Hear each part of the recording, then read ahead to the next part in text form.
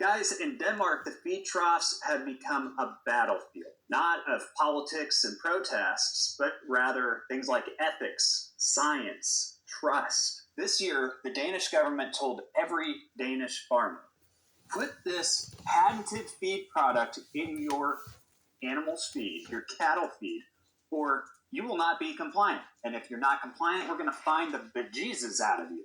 Do this. You have to do this, or you're going to be in big trouble. It's a product called Bovaer. I'm sure some of you have heard of this. It's been making news headlines in the UK for a long time. A lot of people pouring Alara food products down their sink drains. Bovaer is a methane-reducing feed additive made by the Dutch-Swiss giant DSM Firmenich. To bureaucrats, hey, Bovaer is a bold climate solution that can be scaled massively with a few mandates. To farmers, it's a Weird Al experiment that has gone completely wrong and is literally killing their cows. I don't know about you guys, but the word mandatory and patented product in the same sentence don't sound much like food freedom, farmer freedom, or any kind of freedom, really. It sounds more like corporate control, corporate profits.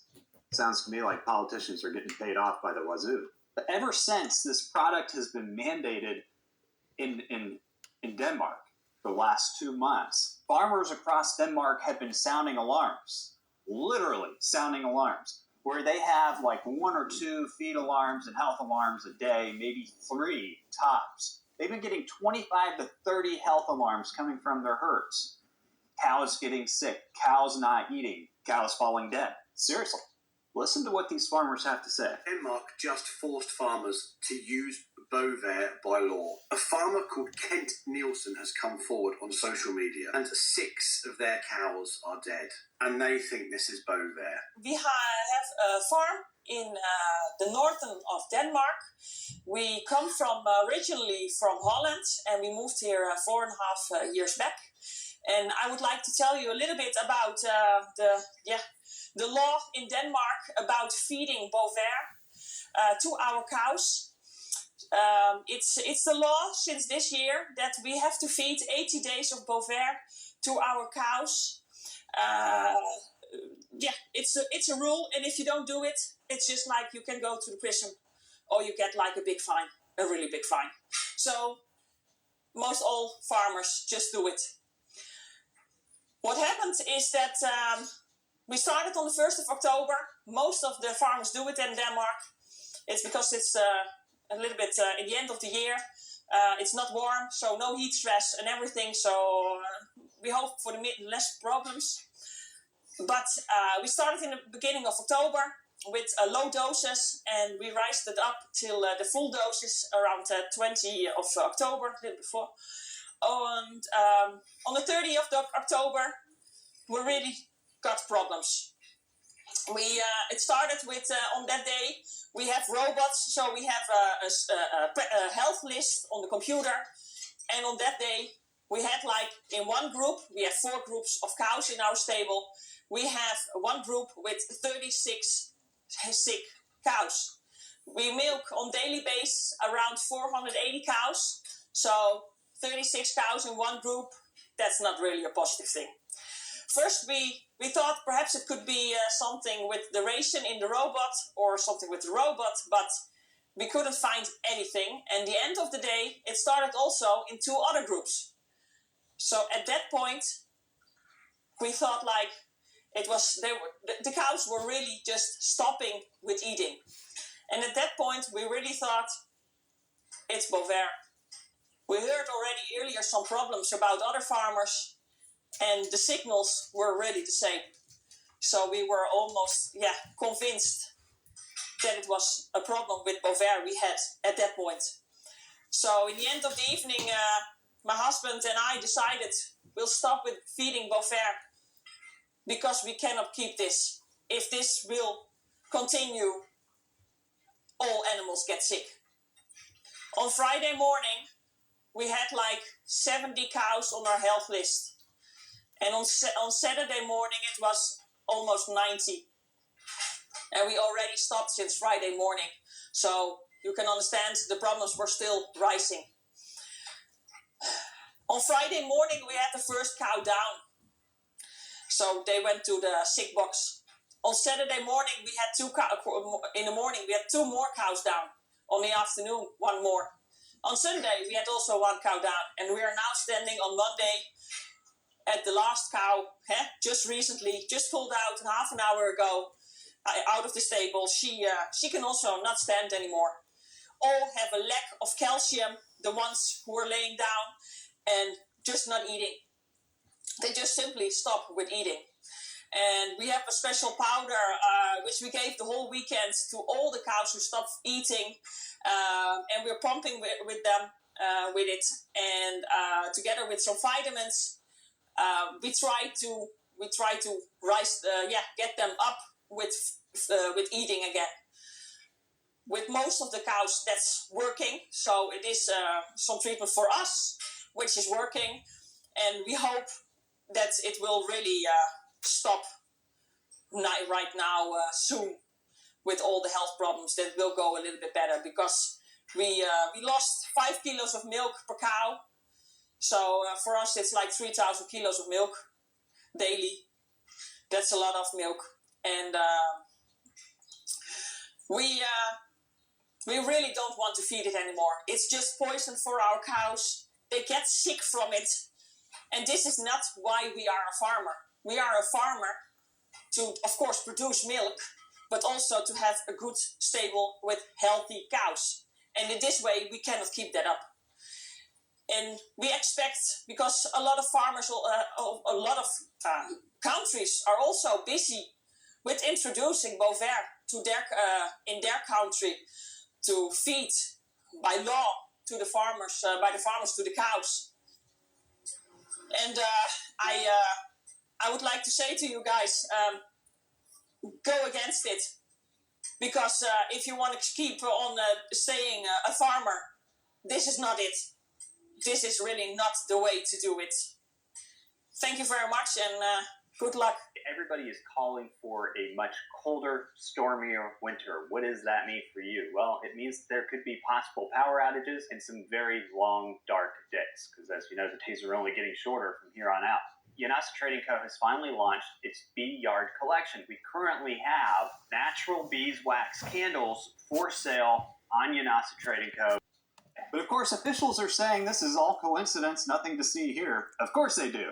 It's the same thing they said when COVID vaccines seem to have some malfunctions. Coincidental death and destruction, nothing to see here. Anyway, so what is this magic powder that they're putting in feed? Bovaer's active ingredient, say it with me here, actually just say it for me because I can't even pronounce this word.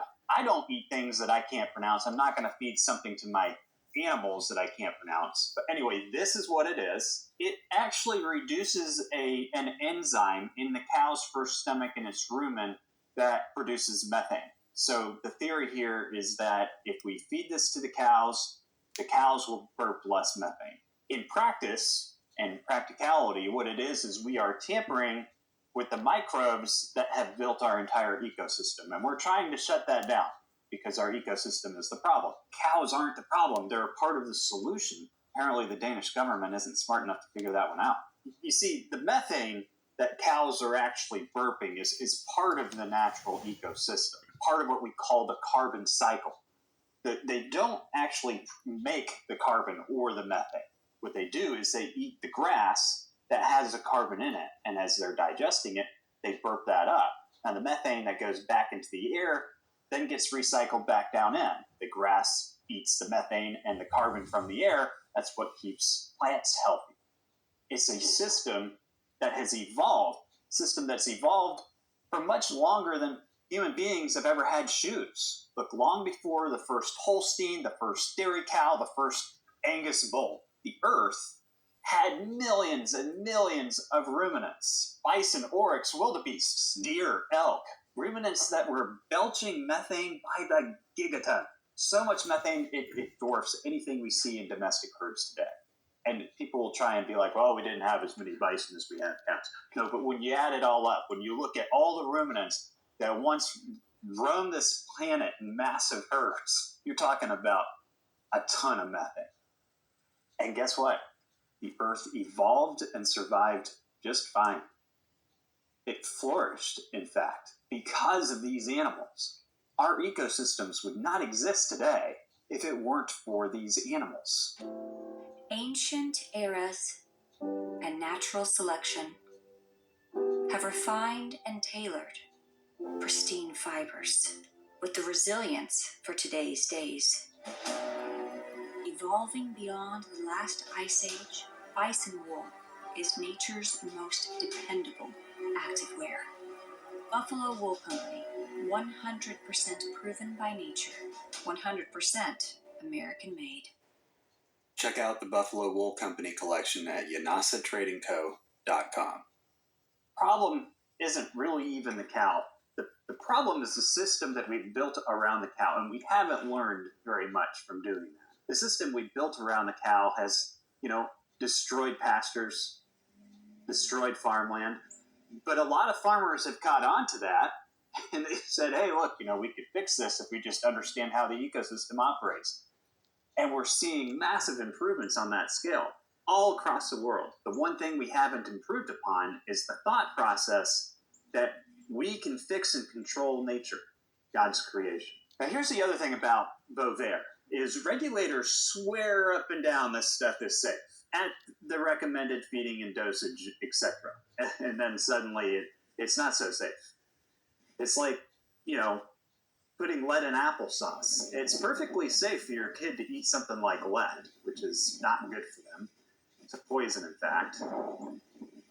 By putting it in applesauce, we can increase the flavor, get them to eat more of the applesauce. It really gives that cinnamon a boost. But, there are certain levels to which it is toxic and can kill you. The safety sheets for this stuff actually warn of eye damage, skin irritation. You can't inhale the stuff or it could kill you. It causes potential harm to male fertility. There's so much today that causes potential harm to fertility. Crazy, I know. For farmers to handle the raw product and mix it into the feed that their cows are eating, they have to go through all sorts of safety measures, goggles, gloves, respirators, just to feed their cows something that is labeled as, in theory, safe until you've reached the recommended levels and didn't do it correctly, and then we'll just put the blame on you. Farmers have to wear a hazmat suit, folks. This is craziness. Just let that sink in. The guy producing your food is having to do it in a hazmat suit with a respirator. And like I said, here's the big kicker about all this. If anything goes wrong, if the cow dies, the whole herd gets sick. Milk production drops. Consumers get sick from what's in the milk. The farmer eats the loss and is the one to blame. They didn't follow instructions. Denmark is investigating all of this, and so far that's pretty much what they're saying is we need to see how this was actually implemented, how the feed was going out. Nonetheless, that it's happening on a wider scale. But because, like I said, this product is mandated, the company making it, not liable. Government's definitely not liable. They've never been liable for anything. It's the folks who are forced to pay for the product and feed it to their cows that are held liable. That's not climate policy, folks. That's corporate protectionism. I think it's even bigger than that. It's corporate capture. Denmark is the only country on earth so far to be dumb enough to mandate this be fed to cows. Even the UK is starting to back off of this. Congratulations, Danish farmers. You are now the global test herd. The company, Bovaer, is claiming, hey, we have tested this for 15 years. But if you really want to get into it, that 15 years of tests involves a few month or 2 month long studies. These tests aren't done very long. They're done with controlled lab food, lots of controls put in place. That cow is not in a stressful environment. It's not out with the rest of a herd. There are natural social stresses with animals being within a herd. Those cows aren't exposed to any of that. They're not exposed to the changes in silage with the changes of season, which changes the food composition going into their body. Remember, they're given just this straight lab food. These aren't real tests. The Danish farmers are the real test. And so far, it looks like it's failing. Call it coincidence all you want to. Now, I've heard a lot of people think that Bill Gates is behind this giant experiment of Danish farmers and their cows. He's actually not. He's running his own experiments with ruminate out in Australia. From Bill Gates' perspective, he's a smart guy. Australia is a much larger cattle market. If you could get a product passed in Australia and then mandated, imagine the profits there. Suddenly, saving the planet becomes $1 trillion market for billionaires. It's a perfect playground. I mean, it's awesome.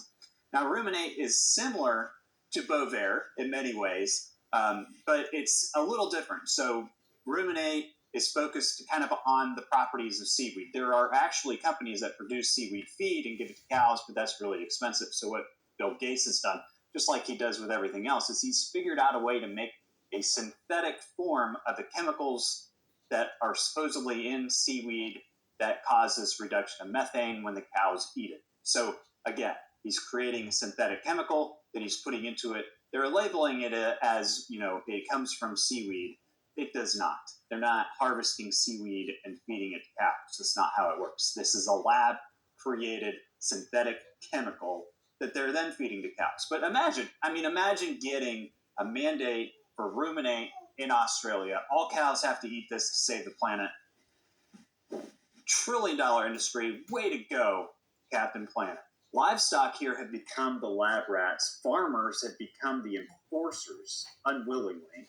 And the financiers, they're the ones paying for it all. And the climate crisis is the public sales pitch. They're greenwashing you into making some massive corporate products that, like I said, they're starting to get mandated. No other choice. You've got to use Bovaer. And a lot of small farmers, they can't afford these chemical additives. They can't afford carbon credit audits. This direction is going to shut down small farms, not just in the U.S. You can consider the small dairyman gone, but in Europe, all around the world. And so what it actually ends up looking like in the future is massive consolidation by giant corporations that are waving a green flag saying, look at what we did. We destroyed your food supply. We took complete control over it. And now we're putting chemicals in your food from the very beginning. That's not sustainability. And the irony behind all of this climate stuff with the cows is that God's creation has already figured out the whole thing. Imperfection, healthy pastures, managed grazing, and rich soils. All of these components eat methane. They require it. They sink carbon.